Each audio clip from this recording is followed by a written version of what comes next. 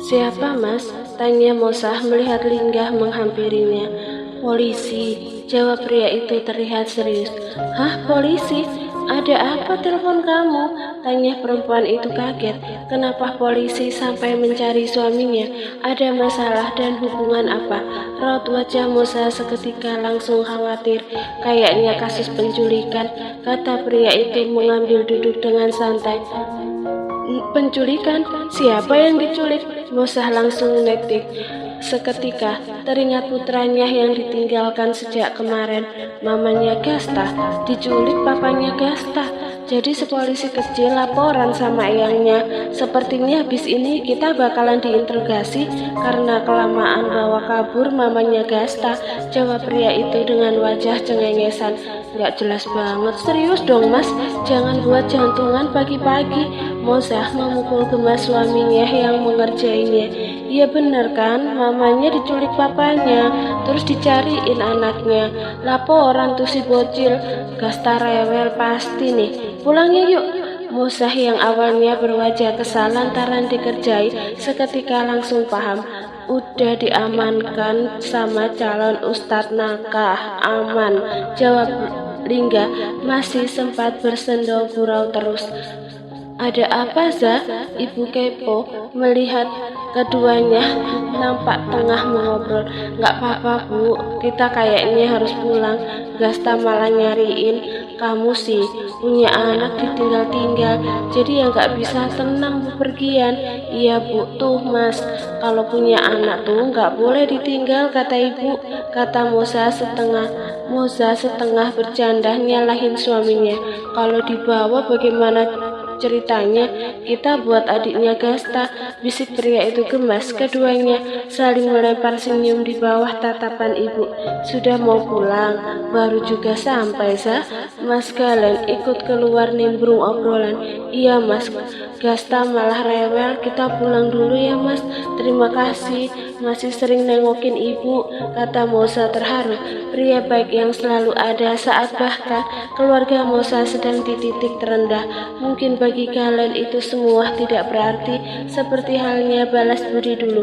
Sewaktu kecil saat mau berangkat sekolah, Galen selalu jalan kaki sendirian dengan penampilan kurang terawat.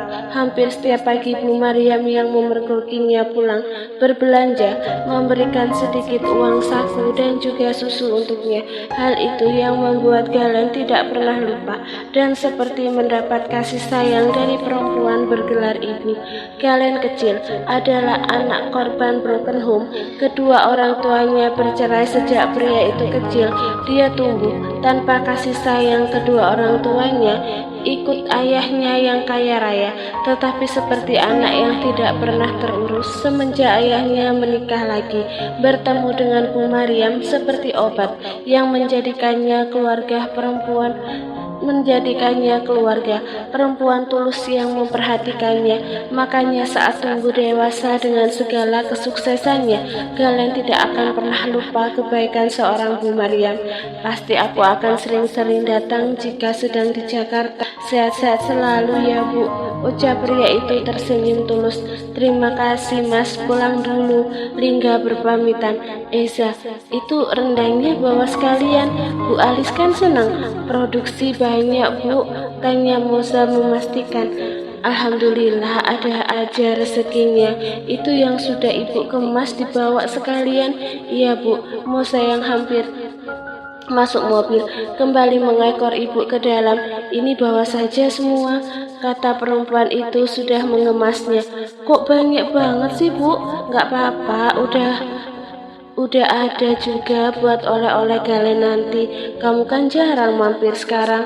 "Duh, makasih banyak, Bu. Moga makin nambah orderannya." "Amin," jawab ibu mengaminkan. "Salam buat cucu, Ibu sudah kangen. Besok pulang sekolah, Moza mampir ya, Bu," kata Mosah membuat janji. Iya ibu, tunggu. Mosah kembali menyusul ke mobil suaminya setelah berpamitan lagi. Perempuan itu lebih dulu menaruh oleh-oleh dari ibu di jok belakang. Kok banyak banget Zah? Bukannya dijual?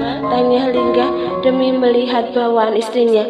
Kata ibu, nggak apa-apa mas, biar cukup buat sekeluarga. Mama kan senang.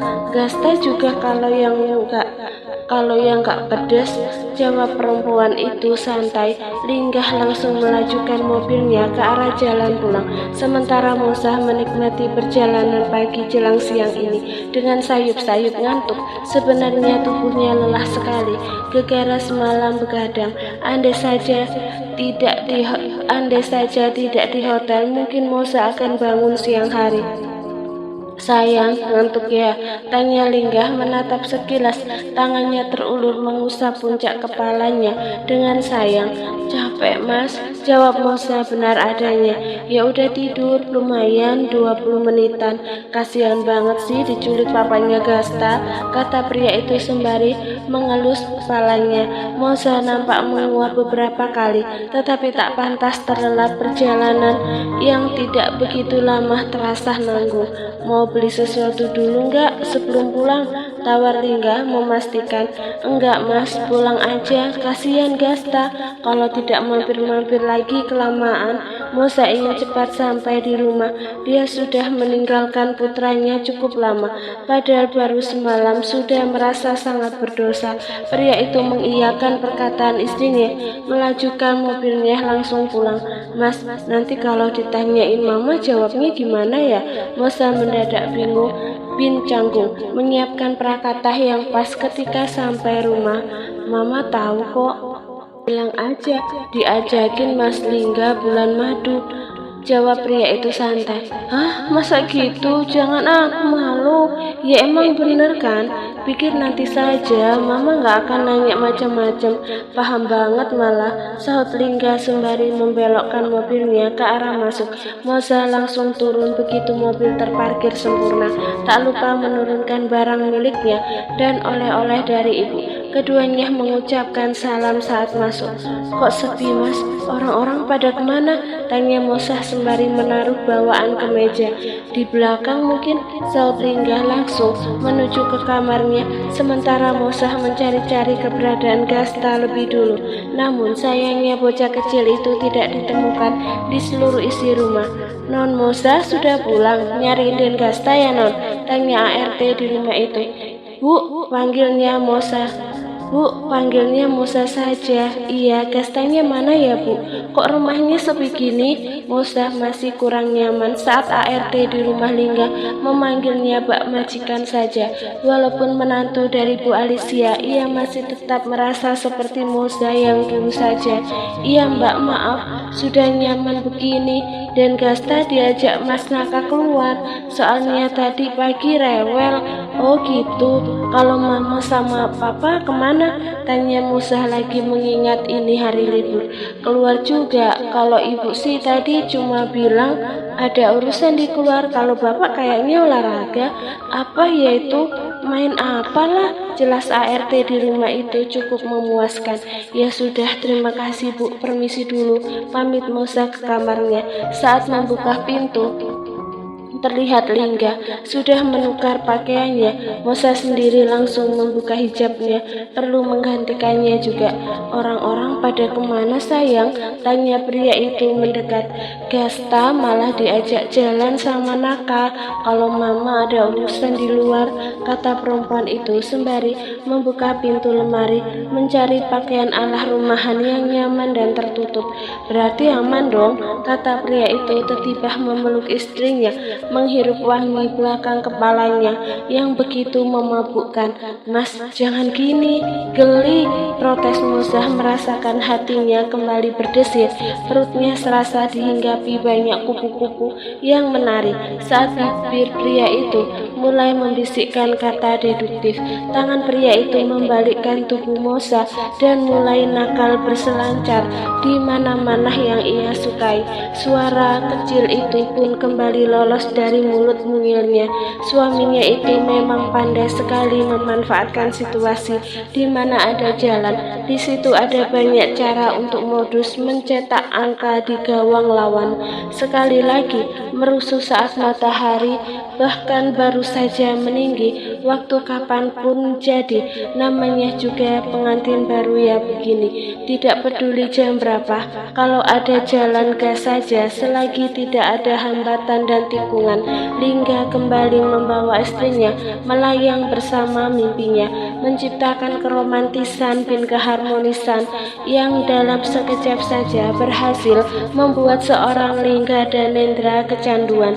Moza hanya diam menikmati semua anugerah hari ini tanpa banyak menyela. Serangan fajar dari suaminya tak mampu dibendung, malah semakin membuatnya tak bisa lepas satu sama lain, saling memberikan rasa nyaman walau jelas tubuhnya merasa lelah. Makasih sayang, jamuan paginya luar biasa, ucap Lingga masih berantusias mencium bahu Moza. Capek mas, aku tidur sebentar ya mumpung Gasta belum pulang, jawab Moza tepar. Berbeda sekali dengan Lingga yang segar bugar setelah kian putaran bumi baru top up. Pantas sekali cerita luar biasa ditambah rapelan malam dan pagi. Sungguh alam telah membersamainya, sampai rumah saja masih ada kesempatan berdua. Iya tidur dulu nggak apa-apa, nanti aku bangunin, kata pria itu menarik selimut agar menutupi istrinya.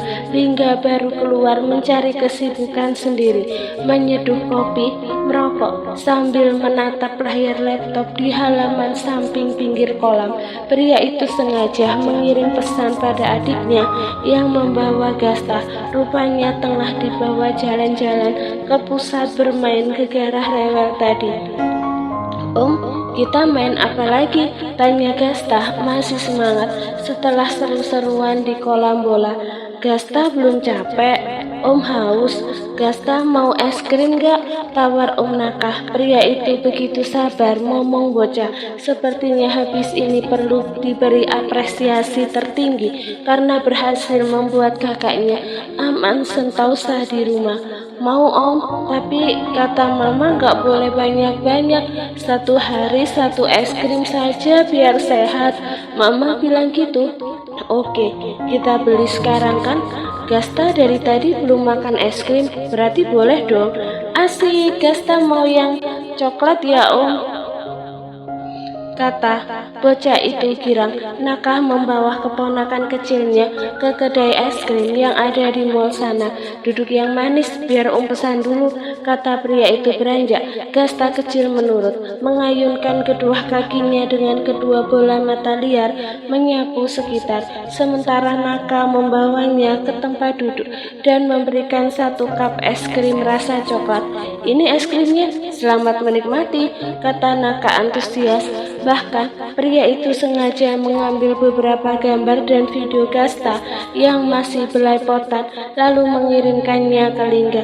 Pria itu yang tengah duduk santai di depan laptopnya seketika mesem-mesem sendiri menilik ponselnya yang berisi kiriman video dari Nakah. Lingga langsung meneruskan pesan tersebut ke Moza dan juga ibunya. Nggak pulang, pulang yuk, mama sama papa Gasta sudah di rumah, ajak pria itu mengingat hari sudah kelewat siang. Asik bermain membuat keduanya sedikit hilaf waktu. Iya Om, jawab bocah 4 tahun itu agak mengangguk. Cuci tangannya dulu sini, ujar Nakah melihat ponakannya nampak lengket di sana sini. Sebelum pulang, Om mau sholat dulu. Gasta nungguin ya, nggak boleh kemana-mana, harus diam di dekat Om, oke? Pesan pemuda itu menuju musola yang ada di mall tersebut. Nakah langsung menggendong Gasta biar cepat jalannya. tunggu di sini sebentar. Tapi Om mau ke kamar mandi, ikut saja deh. Nakah menjadi repot sendiri, mengingat meninggalkan bocil 4 tahun di tempat umum sungguh bukan solusi. Pria itu pun mengangkat tubuh kecil Gastah dan membawanya masuk membersamainya. Bocah kecil itu nampak anteng di dalam kamar mandi. Gastah mau pipis? Tanya Naka. Barangkali bocah 4 tahun itu mau membuang hajatnya. Enggak, kata bocah 4 tahun itu. Enggak, kata bocah 4 tahun itu menggelek. Keduanya masuk musola lalu menunaikan 4 rakaat bersama dengan Gastah kecil yang mengitari tubuhnya dan sesekali mengikuti gerakannya. Om, Gastah mau pipis, rengek bocah kecil itu tiba-tiba. Naka baru saja menyelesaikan salam seketika langsung buyar. Om cepetan, udah kebelet, kata bocah kecil itu menarik-narik kaos Naka. Iya bentar, ayo cepetan keluar. Naka kembali ke kamar mandi mengantar Gastah dengan gemas. Tadi katanya tidak kebelet, sekarang merengek manja. Gastah jangan lari. Om cuci tangan dulu, seru pemuda itu baru saja mingkem tiba di luar, mendapati sedikit kegaduhan. Ya ampun, adik sama siapa? Jangan lari-lari sendirian. Orang tua kamu mana? Gastah menabrak seseorang hingga terjatuh dan menjatuhkan barang gadis cantik di depannya itu. Gastah, kenapa sayang? Maaf Pak, ini anaknya jatuh nabrak saya. Lain kali jangan dibiarkan main sendiri, bahaya. Pak, anak, apakah diriku terlalu tua sampai wajahku yang tampan ini disebut Pak? Batin Naka protes. Gastah enggak apa-apa, maaf Mbak, ada yang rusak? Tanya Nakah memastikan mengingat barangnya terjatuh dan agak berserakan. Ternyata itu tas kecil yang isinya alat tempur make up yang mungkin tadi belum tertutup rapat. Sementara Nakah meneliti kaki Gastah, barangkali sakit. Gadis itu justru mencari-cari barang miliknya yang entah kemana gelindingnya. Ada yang hilang? Tanya Naka memperhatikan gadis berhijab di depannya. Iya, lipstik sih. Kemana ya? Matanya liar menyapu seluruh sisi. Ini Om, seru Gastah menunjuk di tangannya. Kok ada di kamu? Naka menghampiri Gastah dan mengambil di tangannya. Ini Mbak, maaf ya. Tak apa, adek ada yang sakit enggak? Tanya gadis itu pada Gastah. Bocah kecil itu mengangguk imut, membuat perempuan itu menghampiri, berjongkok, sembari mengubok isi tasnya. Kakak punya plester lututnya yang lecet, bisa pakai ini, mau? Tawar gadis itu lagi, membuat Gastah mengangguk. Bocah kecil itu nampak menatap satu, sepertinya sudah ngantuk dan lelah. Pantas saja karena hari sudah siang. Pak, Mas, itu anaknya kayaknya ngantuk, digendong saja. Lapar Om, kasih aku makan, katanya membuat Nakah menepuk jidat. Ia sampai lupa mengisi perut Gastah. Pantas saja bocah kecil itu kelaparan. Sudah lewat jam makan siang. Iya udah, kita cari makan dulu ya, baru pulang. Nakah berpamitan sekalian menggendong Gastah. Belum sempat membawanya makan siang, bocah kecil itu nampak lelap dalam gendongan. Kok malah tidur? Katanya lapar, gumam Nakah rempong sendiri. Akhirnya membawa pulang. Sampai rumah Gastah masih tidur, langsung dioper ke ayahnya, dibawa ke kamar. Pria itu menurunkan Gastah di ranjang miliknya, di mana Mosah masih lelap di sana. Bangun sayang, belum sholat kan? Pria itu mengusik tidur istrinya yang sudah lumayan lama, sengaja mencium-cium manja dan mengelus pipinya.